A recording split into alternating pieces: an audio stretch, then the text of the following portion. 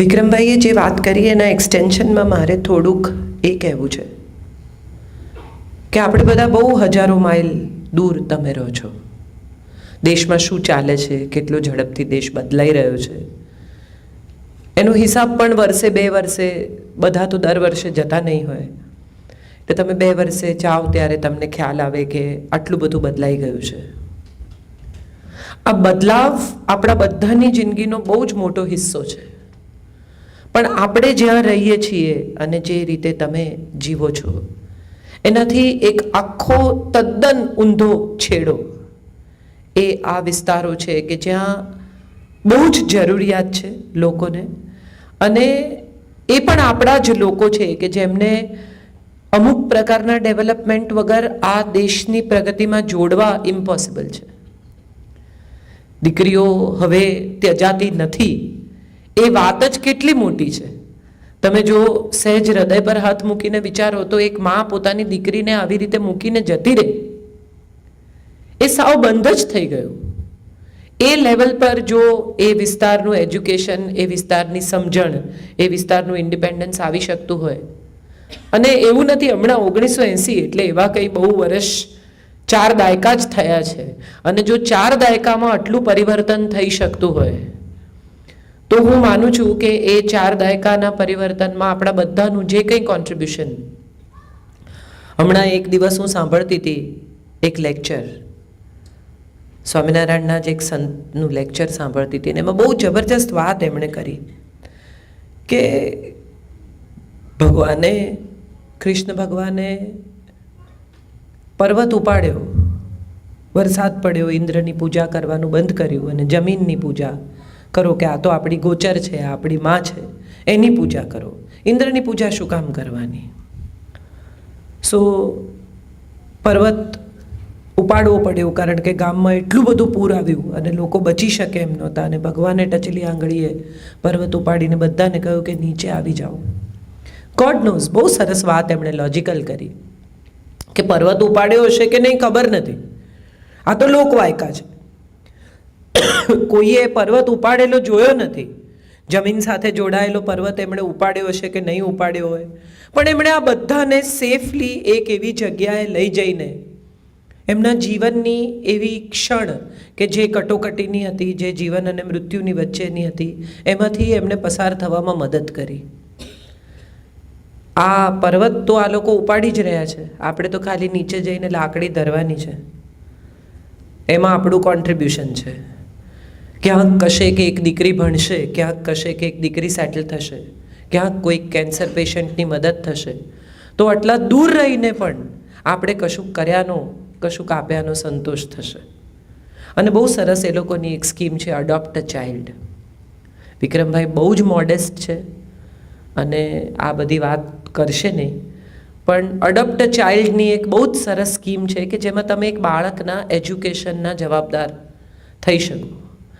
એક બાળકને એજ્યુકેશન આપવાની જવાબદારી આપણે લઈએ, એ પછી એનો ટ્રેક કરી શકાય, એના સુધી પહોંચી શકાય, એનું શું રિઝલ્ટ આવે છે, એ કેટલી પ્રગતિ કરે છે, એ બધી વિગતો તમને એની વેબસાઇટ પર, તમારા પર્સનલ ઈમેલ પર તમે માંગો તો મળતી રહે. પણ હું એવું માનું છું કે આ જગતમાં સૌથી મોટું દાન કયું? તો કે વિદ્યાનું દાન, એટલા માટે કે માણસ ઇન્ડિપેન્ડન્ટ થઈ શકે. તમે એક ગાય આપો તો ગાય જીવે ત્યાં સુધી એનું ઘર ઘી દૂધ ખાય. તમે જમીન આપો તો ખેડે ત્યાં સુધી એમાંથી અનાજ પાકે. તમે પૈસા આપો તો હોય ત્યાં સુધી વાપરી શકે. પણ તમે જો એને ઇક્વિપ્ડ કરો, તમે જો એને વિદ્યાનું દાન આપો, તમે જો એને ઇન્ડિપેન્ડન્ટ કરો, તમે જો એને વિચારતા કરો, તમે જો એને પોતાના જીવન સાથે કામ પાડતા શીખો, વોકેશનલી, નર્સિંગની સ્કૂલ, બીજી સ્કૂલ, તો હું માનું છું કે આખી જિંદગી એની સારી જાય, એ જવાબદારી આપણે લીધી કહેવાય. અને આવું થઈ શકે તો હું માનું છું કે આપણે કમાયાનું પણ કંઈક સાર્થક્ય આપણને પણ લાગે. સો અહીં આ આખી એ વાત તમારા સુધી પહોંચાડી છે કોઈ દાન માગવા માટે કે કોઈ અમને લોકોને મદદ કરો એવું કહેવા માટે નહીં, પણ તમે પણ વિચારતા થાઓ કે એવું શું થઈ શકે કે જેનાથી આપણે આપણા દેશ બાંધવોને, આપણા દેશની નવી પેઢીને, અને એવી નવી પેઢીને કે જેની પાસે ઇક્વિપ્ડ નથી એ પેઢી, મારા તમારા બાળકો તો કંઈ પણ ભણશે અને ખૂબ સારું જ ભણશે, કારણ કે આપણે તો મારી મચેડીને ડોનેશન આપીને પણ એને સારી સ્કૂલમાં લઈ જ જઈશું. પણ આ એવા છોકરાઓ છે કે જે 5-5 માઇલ ચાલીને આવે, જેના મા બાપ પાસે, બહુ સરસ વાત કરી આજે વિક્રમભાઈએ, કે કેન્સર પેશન્ટ્સ આદિવાસી આવે, એની પાસે કંઈ પૈસા ન હોય તો એવું કે કંઈ વાંધો નહીં, એમ તારી પાસે કેટલા પૈસા છે? તો કે ના, એમ મફત નથી જોઈતું, હું 6,000 રૂપિયા આપીશ. એટલે કેન્સરની ટ્રીટમેન્ટ કેટલી મોંઘી છે તો આપણને ખબર જ છે. હવે 6,000 રૂપિયામાં શું થાય? કશું ન થાય. પણ એ પોતાનું કોન્ટ્રીબ્યુશન નથી, એમાંથી પણ પોતાનું કોન્ટ્રીબ્યુશન આપે છે. તો મને એવું લાગે કે છે એમાંથી તો બધાએ આપવું જ જોઈએ. હું અહીંયા છું એની પાછળ બીજો કોઈ ઉદ્દેશ નથી, પણ એક સારા કામમાં મારે પણ લાકડી અડાડવી છે કે મને ગણજો એમ. એટલે એટલા જ ઉદ્દેશથી હું અહીંયા હાજર છું ને આ આખી વાત તમારા સુધી પહોંચાડી છે જ એટલા માટે કે જે કામ થઈ રહ્યું છે એ ઉત્તમ થઈ રહ્યું છે, અને ઉત્તમ થઈ રહેલા કામનો તમે પણ હિસ્સો બનો એવી અમારી વિનંતી પણ છે, અમારો આગ્રહ પણ છે ને અમારી ઈચ્છા પણ છે. અહીં મારી વાત પૂરી થાય છે. વિક્રમભાઈ એટલા બધા મોડેસ્ટ છે કે તમારા સુધી આ વાત નહીં પહોંચાડે, એટલે મને લાગ્યું કે મારે જ કહેવી જોઈએ. વાત મારે જે કરવાની છે આની જ સાથે જોડાયેલી વાતનું એક્સટેન્શન છે. માણસ હોવું એટલે શું એવું આપણને કોઈ પૂછે તો આપણો સાદો જવાબ છે કે 2 હાથ હોય, 2 પગ હોય, આપણે બોલી શકીએ, વાંદરાથી થોડા જુદા છીએ, કૂદકા નથી મારતા, હવે ચાલતા શીખ્યા છીએ. ઘણા તોય મારે છે, પણ એ અલગ વાત છે. આ આપણે જે વ્યક્તિ તરીકે આ સમાજ સાથે જોડાઈએ, બહુ નાનું બાળક હોય, મા બાપ એને શીખવે કે મંદિરમાં જવાનું તો ચપ્પલ કાઢી નાખવાના, આ એની બેસિક ટ્રેનિંગ.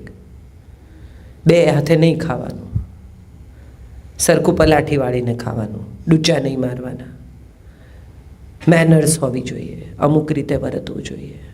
આ એને માણસ બનાવવાની પ્રક્રિયા છે એવું મા બાપ માને છે. ખરેખર માણસ બનાવવાની પ્રક્રિયા બહારથી ક્યાંયથી શરૂ થતી જ નથી, એ ભીતરથી શરૂ થાય છે. સાવ નાનું 1-2 વર્ષનું બાળક હોય એને માટે કોઈ ચોકલેટ લાવે, કોઈ રમકડું લાવે. બહુ જ ઓછા મા બાપને એવી અવેરનેસ છે, અથવા એવી, હવે તો ફેમિલી સિંગલ ચાઇલ્ડના થતા જાય છે એટલે વધુ જરૂરી છે કે એની પાસે એક ચોકલેટની આખી બાર હોય તો એમાંથી આપણે એમ કહીએ કે દાદાજીને આપો, દાદીને આપો, મમ્મીને આપો, પપ્પાને આપો. દાદી તરત જ એમ કે ના ના ના બેટા તું ખા. દાદાજી એમ કે ના ના, અરે હોય એટલે બિચારાને એક તો એટલી ચોકલેટ, એમાંથી આપણે ભાગ પડાવીએ. મારા સસરા હંમેશા એવું કહેતા કે ના ના ના, ત્યારે હું હંમેશા કહું કે લઈ લો, એને માટે આપણે બીજી લાવશું. પણ જો તમે લઈ લેશો ને તો એને એવી સમજણ પડશે કે મારી 8 ચોકલેટના સ્લેબમાંથી 5 મારે કોઈકને આપવા પડે તો જ મને 3ની મજા આવશે. આ મજા આપણે, હું માનું છું, આપણા બાળકને શીખવવાનું ક્યાંક કશેક મિસ કરી જઈએ છીએ. બધું જ એના માટે, બધું જ એને મળી રહેવું જોઈએ. અમને નથી મળ્યું એ બધું અમે એને આપવાનો પ્રયત્ન કરીએ છીએ. સરસ જ વાત છે. હું પણ એવી જ માં છું કે મને નથી મળ્યું એ બધું સુખ, મજા, આનંદ મારા દીકરાને મળવો જોઈએ. 21 વર્ષની ઉંમરે એણે 6 ખંડ જોઈ લીધા છે, દુનિયા જોઈ કાઢી એણે. મારી સાથે એટલું બધું ટ્રાવેલ કર્યું એણે, ઇન્ડિપેન્ડન્ટલી એટલું બધું ટ્રાવેલ કર્યું, જગત જોયું. ભારતના નાના ગામડાઓથી શરૂ કરીને અમેરિકા સુધીના દેશો એણે જોયા. જુદી જુદી જિંદગીઓ જોઈ, જુદી જુદી લાઈફસ્ટાઈલ જોઈ, જુદા જુદા પ્રકારના લોકો જોયા. પણ એને માટે એક વાત નિશ્ચિત છે કે એ જો વેફર ખાતો હોય અને અમારા ઘરે કામ કરનારા બહેનનું બચ્ચું આવ્યું હોય તો મારો દીકરો અચૂક ઊભો થઈને એને 2 વેફર આપે, એટલું એ કરે એવી કાળજી મેં લીધી છે. અને ત્યારે મને એવું લાગે છે કે આપણે આવી કોઈ કાળજી લેવામાં ક્યાંક કશેક નાની ચૂક કરી જઈએ છીએ. આપણા બાળકોને બીજા સાથે વેચવાની ટેવ આપણે નથી પાડતા, પણ વેચવાની ચોક્કસ પાડીએ છીએ. જિંદગીમાં શું કરશે, ભણીશ નહીં તો ખાઈશ શું? એકચ્યુઅલી ખાવા માટે તો કંઈ ભણવાની જરૂર નથી. બળદ બી ખાય, કૂતરો બી ખાય, ક્યાં ભણે છે? ખાઈ તો શકાય જ છે. અગત્યનું એ છે કે તને તારા કોળિયાનો સંતોષ, અમે હમણાં આવતા હતા ત્યારે એમણે કહ્યું કે સંતોષ થવો જોઈએ. મને એટલું ગમ્યું. મેં એવું કહ્યું, મેં કીધું હું બહુ ઇટાલિયન મેક્સિકન નથી, મને દેશી ગુજરાતી ખાવાનું મળે તો અત્યંત સંતોષ થાય એવું બોલી, એટલે પાછળ કોઈક આવતું તો એમણે કહ્યું કે સંતોષ થવો જોઈએ, એ અગત્યની વાત છે. અને એ વાક્ય મને એટલા માટે બહુ અપીલ કરી ગયું કે આ સંતોષ થવો જોઈએ ને, એ આપણા જિંદગીની સૌથી મોટી ઉપલબ્ધિ છે. તમે ગમે તેટલું કમાઈ લો, પણ જો ભીતરથી સંતોષ નહીં હોય ને, તો તમને એ કમાયાની મજા નહીં આવે. મારો એક દોસ્ત છે, એને 100 કરોડ રૂપિયા જોઈએ છે. અમે જ્યારે પાર્ટીમાં જ્યાં પણ મળીએ ને ત્યાં એવું કે મારે 100 કરોડ રૂપિયા ભેગા કરવા. દર વખતે અમારો સ્કૂલમેટ છે, એટલે અમારા એલ્યુમિનાયમાં જ્યાં મળે બ્રેકફાસ્ટ પર બધા અમે લોકો સ્કૂલના મિત્રો ઘણીવાર મળતા હોઈએ, તો દરેક વખતે એમ કે મારે 100 કરોડ રૂપિયા જોઈએ. એટલે એક દિવસ મને પણ એમ થયું, ક્યુરિયોસિટી, કે આ 100 કરોડનું કરશે શું, સમજીએ. એટલે મેં એને કહ્યું, મેં કીધું તું શું કરીશ 100 કરોડનું, મને કહેતો ચાલ આપણે હિસાબ કરીએ. એટલે મને કહે કે મારે જોરદાર અદ્ભુત ઘર બાંધવું છે, તો 15 કરોડ રૂપિયા, 20 કરોડ, ચાલ પછી કે પછી વાઈફને બિઝનેસ ક્લાસમાં દુનિયા બતાવવી છે, 25 કરોડ, પછી કે છોકરાઓને બેસ્ટ એજ્યુકેશન આપવું છે, 30 કરોડ, પછી કે બહુ આપણા વૃદ્ધાવસ્થા માટે બી કંઈ તો જોઈએ ને યાર, તો 5 કરોડ, ચાલ 9% વ્યાજે જે પૈસા આવશે એમાં તારે બીજું કંઈ કરવાનું સિનિયર સિટીઝન તરીકે તો મૂકી દે, તો રહેતું નથી. પછી હવે કોઈ ઉદ્દેશ નથી, 35 કરોડ રૂપિયામાં એનો હિસાબ પૂરો થઈ ગયો, અને એકચ્યુઅલી એની પાસે 35 કરોડ રૂપિયા આજે પણ છે. પેલા 65 કમાવાના ચક્કરમાં આ 35 નહીં વાપરે, મૂકી રાખશે કે પેલા ભેગા થાય ત્યારે આ વાપરીશું. વાઈફના ઘૂંટણ ઘસાઈ જશે, પછી એને યુરોપ જોવા લઈ જશે. પછી ગલીઓમાં નહીં ફરી શકે પત્ની સાથે હાથમાં હાથ લઈને. પછી પત્ની એમ કહેશે તમે જઈ આવો, મને પગ દુખે છે. મજાની વાત એ છે કે આપણે આ ક્ષણમાં જીવતા શીખ્યા જ નહીં. હમણાં અહીંયા શું છે, હું અત્યારે અમેરિકા છું, સરસ સ્વામિનારાયણ મંદિરમાં જમી જુઓ, આજનું ભોજન પૂરું થયું છે, મને ભાવે એવું મળ્યું, સરસ લોકો મળ્યા, વિક્રમભાઈ જેવી વ્યક્તિની ઓળખાણ થઈ. આ જિંદગીની આજની ઉપલબ્ધિ છે. હવે હું અમદાવાદ જઈશ ત્યારે મારે કેટલું લખવાનું બાકી છે એ વિચારીને જો હું રોજ રાત્રે સૂઈ જાઉં તો મેં આજે શું મેળવ્યું એની મજા તો મને મળવાની જ નથી. યાર હું પહોંચીશ ને તરત મારે આટલું બધું લખવાનું છે, હે ભગવાન આ કેમનું પહોંચી વળીશું, અથાણા બાકી છે, ફલાણું બાકી છે, કાંઈ મતલબ નથી. હમણાં સુધીરભાઈ મળ્યા, એમણે મને કહ્યું કે દેવશ્રી મારી બહેનપણી છે, એ ન્યૂજર્સી રહે છે, એટલે હું 1 વીકની ટ્રીપ પર આવું ને તો પણ ન્યૂજર્સી એક સ્ટોપ હોય, ગમે તેમ કરીને હું રસ્તામાં લાવું ન્યૂજર્સી. અમે 35-40 વર્ષથી મિત્રો છીએ, 40 તો સાચા જ. અને એક મજાની વાત એ છે કે અમે અમારી વચ્ચે ક્યારેય એવું નથી કે તારે મને રોજ ફોન કરવો જ પડે. અમે 15 દિવસે એકવાર વાત કરીએ, અમે મહિને એકવાર વાત કરીએ, પણ અમને એવી ખબર છે કે જો હું એમ લખું કે મને ફોન કર તો 5 મિનિટની અંદર અંદર એનો ફોન આવે અને એ એમ લખે કે ક્યાં છે, શું કરે છે, તો કદાચ આ કાર્યક્રમ પતે પછી કોઈની પણ સાથે વાત કર્યા વિના હું સાઈડમાં જઈને તરત પૂછું શું થયું. આપણે બધા છે ને ફિક્સ ડિપોઝિટ, બહુ સરસ એમણે શબ્દ વાપર્યો કે ફિક્સ ડિપોઝિટ છે આ બધી અમારી ઉભેલી. આપણી રિલેશનશિપ્સ છે ને એ બધી આપણી ફિક્સ ડિપોઝિટ્સ છે. રોજ એની રિસીટ કાઢી કાઢીને જોવાની નહીં. તમને ખબર જ છે ને કે તમારી ફિક્સ ડિપોઝિટ છે, તમારે તોડવી હશે એ દિવસે તમે તોડી લેશો, અને પૈસા જોઈતા હશે એ દિવસે બેંક તમને આપ્યા વગર રહેશે નહીં. આપણો પ્રોબ્લેમ એ છે કે આપણે રોજ એ રિસીટ બહાર કાઢવી છે, રોજ જોવી છે, રોજ મૂકી દેવી છે, વળી પાછી બીજો દિવસ કે છે ને. છોકરાઓ હોય, પતિ હોય, મિત્રો હોય, પરિવાર હોય, આ દરેકની આપણે રોજ પરીક્ષા કરવી છે. રોજ એનો ફોન, કેટલા દાડા થયા એને તો માની ખબર એ પૂછી નથી. હા કંઈ નહીં, બિઝી હશે, નથી પૂછી. તમે મજામાં છો એમ માનીને નથી પૂછી.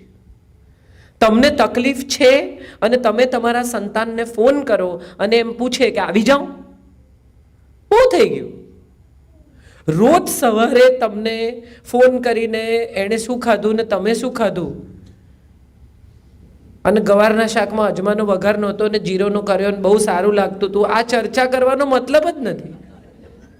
આ વેસ્ટ છે સમયનો પણ, શબ્દોનો પણ. આપણે વધુ પડતી વાતો કરવામાં અથવા વધુ પડતા સંપર્કમાં રહેવામાં ધીમે ધીમે ઘર્ષણમાં આવતા જઈએ છીએ. કારણ કે એ તમને એમ કહે કે જીરુંનો વઘાર કરીને ગવારનું શાક ખાધું એટલે તરત તમે કહો ખવાય જ નહીં, વાયડી પડે, શરૂ થઈ ગયું. આ તમારો ઓપિનિયન, આ એનો ઓપિનિયન, આ બે ઓપિનિયન છૂટા પડ્યા, એમાંથી શરૂ થયું. એને બદલે એણે 6 જીરું ખાધું, તમને શું ફરક પડે? આપણે બધા જ અજાણતા જ બીજાની જિંદગી પર કંટ્રોલ કરતા શીખી ગયા છીએ. અને જો એ પ્રમાણે જગત ન ચાલે તો આપણને ખૂબ ફ્રસ્ટ્રેશન થાય છે. એટલે પુત્રવધુ હોય, દીકરી હોય, પતિ હોય, પત્ની હોય, કોઈ પણ હોય, બહાર નીકળતા હોય દાખલા તરીકે, અને પત્નીએ સ્વેટર કે જેકેટ ન લીધું હોય તો કે જેકેટ લઈ લે, બહુ ઠંડી છે. એટલે પેલી કે મને નથી લાગતી, પછી રાતે લાગશે. એટલે એમ કે હા લાગશે તો જોઈશું, પછી મારું નહીં માંગતી.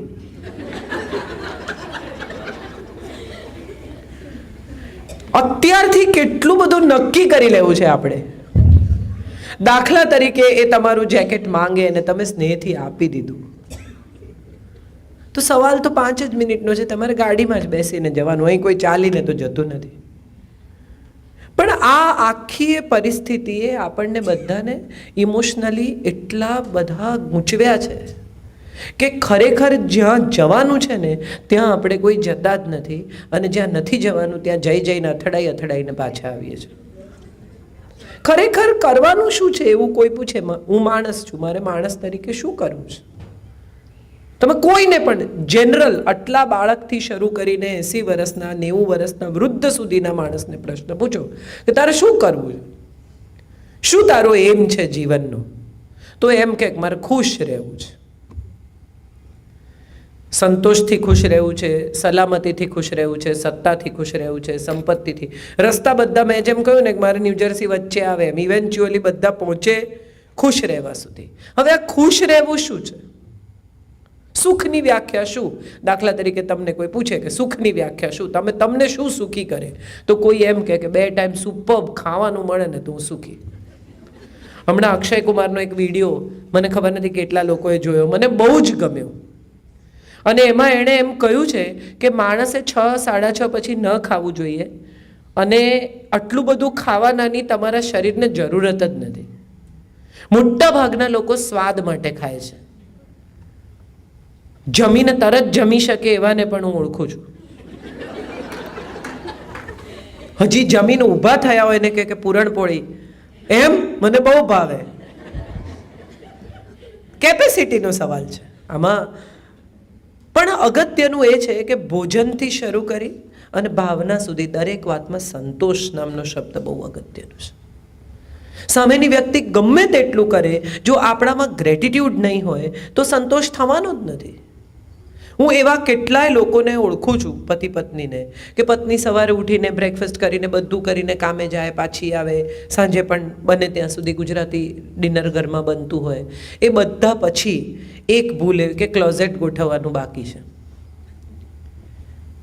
એનો અર્થ એમ થયો કે જે નથી થયું એના પર આપણી નજર છે. એણે જે આટલું બધું કર્યું, આખું અઠવાડિયું સોમથી શુક્ર એ રસોઈ કરે, ઘર ચલાવે, વાસણ ધોવે, બેડ કરે, બેડ ક્લીન કરે, બાકીના કામો કરે, છોકરા નાના હોય ત્યાં સુધી એમને લેવા મૂકવા જવાની પણ પ્રાઇવેટ સ્કૂલમાં હોય તો જવાબદારી. આ બધાની વચ્ચે જો એણે ક્લોઝેટ બંધ કરી દીધું છે ડૂચા મારીને, તો એને ખબર છે કે એણે આ કામ કરવાનું છે.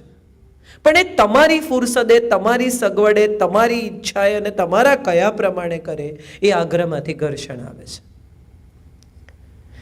આપણે કોઈને કહી દેવું કે તારું કામ, મારો દીકરો છે 21 વર્ષનો હવે થયો, પણ પેલો ટીન એજમાં હોય ને છોકરાઓ, તો રૂમ સાફ ના કરે. બધાના ઘરમાં આ પ્રશ્ન હશે.